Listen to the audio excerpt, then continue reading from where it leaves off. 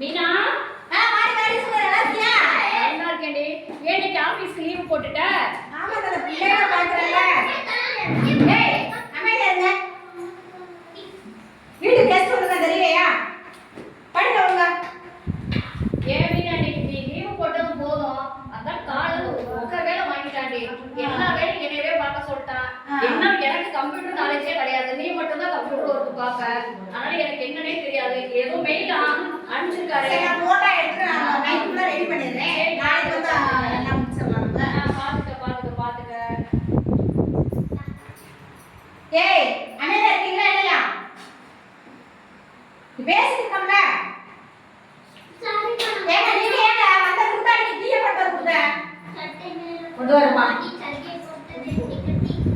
எல்லாத்தையும் night ready பண்ணி நான் நைட்டுக்குள்ள ரெடி பண்ணிடுறேன். காலையில பூரா போட்டோ எடுத்துட்டேன். நாளைக்குள்ள ரெடி பண்ணிடுறேன் நான். சரி.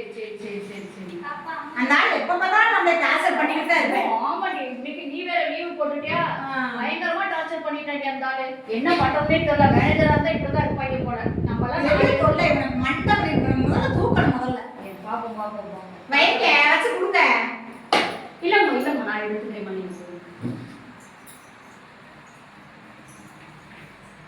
ஏன்டி மீன் இவ்வளோ வேலை வாங்குறேன்? பாவம் தானே அவங்களுக்கு. உங்க அம்மா வயசு தானே இருக்கும். பாவம் தானே. நம்ம வீட்டுக்கு வேலைக்கு வந்தா எதுக்கு இப்படி அடிக்க மாதிரி நடக்குது? பாவம் இல்லை, அவங்களும் கொஞ்சம் மனிதாபிமானம் நடக்குது. பாவம் உங்க அம்மா வயசு இருக்குல்ல. பாவம் நம்மளை நம்பி ஒரு வீட்டு வேலைக்கு வந்துட்டு அவங்க இவ்வளோ டார்ச்சர் பண்ணாங்க. சரியா?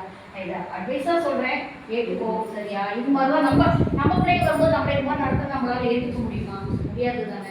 அதெல்லாம் கொஞ்சம் மாற்றிக்கோடி. சரியா? நம்ம வீட்டு வேலைக்கு வந்துட்டாங்க அப்படின்றதுக்காக அவங்ககிட்ட எல்லாத்தையும் ரொம்ப டார்ச்சர் பண்ணாத. அவங்க வயசுக்காக முதல் மரியாதை கொடு. சரியா? சரிடி, நான் வரேன்டி. சரி.